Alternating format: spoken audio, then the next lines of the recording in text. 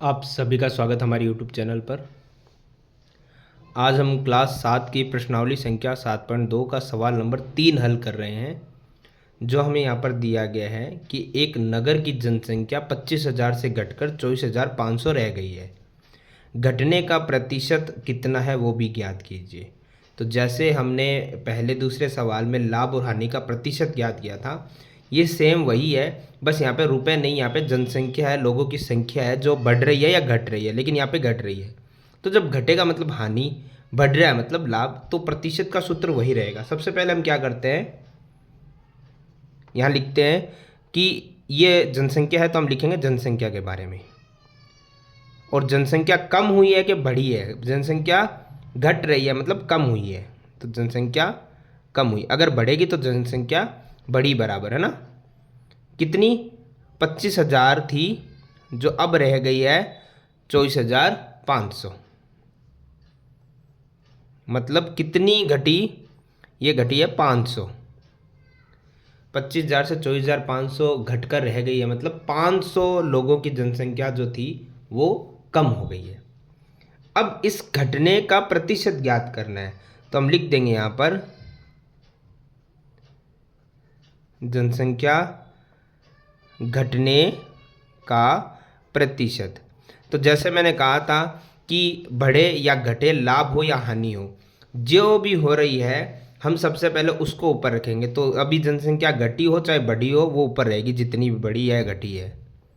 बट्टे में शुरुआती वाली क्रय मूल्य जो होता है, शुरू वाला, यहाँ पे क्रय मूल्य तो नहीं है, जनसंख्या है, तो वो शुरू वाली रहेगी जो सबसे पहले थी। और प्रतिशत में हम निकालें तो गुणा में 100 हमेशा ही रहेगा।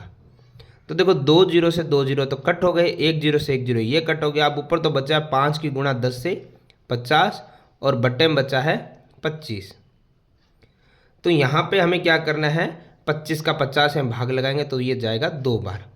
और प्रतिशत, यानी कि इसने वो घटने का प्रतिशत पूछा था, तो हम लिख देंगे घटने का प्रतिशत बराबर है 2%।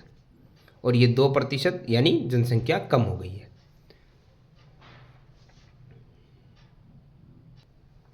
सवाल नंबर 4। सवाल नंबर 4 हमें दिया गया है कि अरुण ने एक कार 3,50,000 में खरीदी और अगले वर्ष उसका मूल्य बढ़कर 3,70,000 हो गया।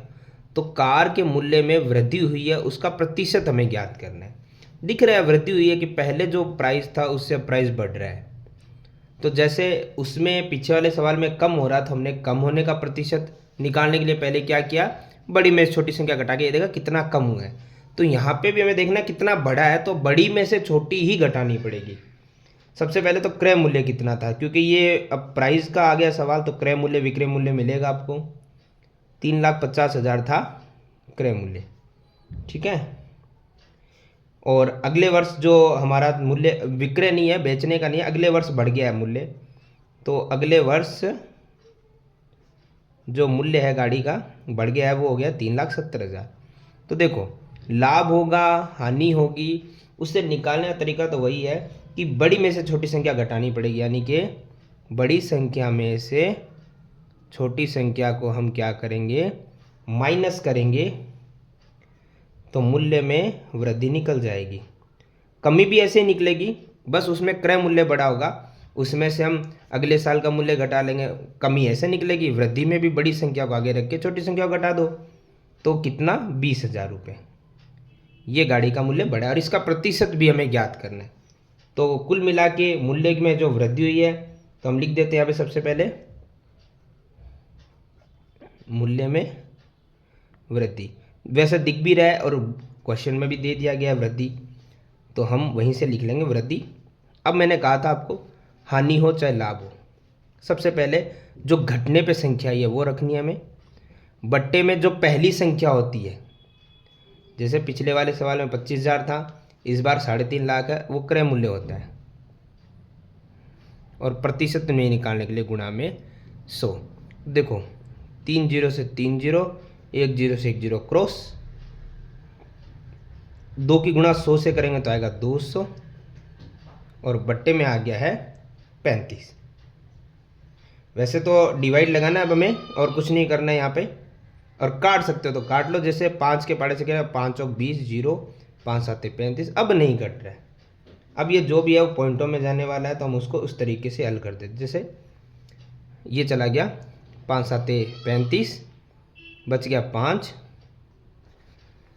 सॉरी 7 5 35, नॉट 5 7, 7 5 35 पॉइंट, 5 बच गया, 7 7 49, 1 बच गया, 7 एकम 7%। यानी कार के मूल्य में जो वृद्धि हुई है अगले वर्ष, उसका प्रतिशत है 5.71%।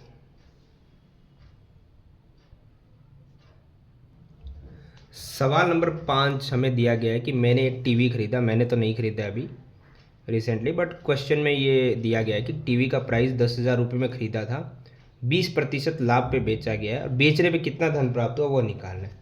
तो सबसे पहले जो दिया वो हम लिखेंगे क्रय मूल्य 10,000 रुपये है। फिर लाभ हमें दिया गया वो भी परसेंट में, जो हम काफ़ी समय से निकाल रहे थे वो इस बार दे दिया गया। अब विक्रय मूल्य पूछा है, तो कभी कभी ऐसा भी हो सकता है कि जो लाभ और हानि प्रतिशत हम निकाल रहे हैं वो दिया हो और क्रय या विक्रय मूल्य पूछ लिया जाए। तो हमें क्या करना है वो देखिए, सिंपल सा है। जब भी आपके पास लाभ है तो लाभ कैसे निकलेगा, सबसे पहले क्रय मूल्य विक्रय मूल्य तो बहुत दूर की बात है, पहले इस लाभ प्रतिशत को हम रुपये में निकालते हैं। उसका सिस्टम है क्रय मूल्य और उसका लाभ प्रतिशत, यानी क्रय मूल्य कितना था 10,000 और उसके साथ जो लाभ है 20% हटाते हैं तो बट्टे में 100, ये आ जाएगा लाभ,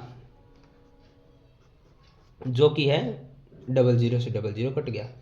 अब यहाँ पर 100 की गुणा 20 से करेंगे तो ये आएगा 2,000 रुपये, ये लाभ है।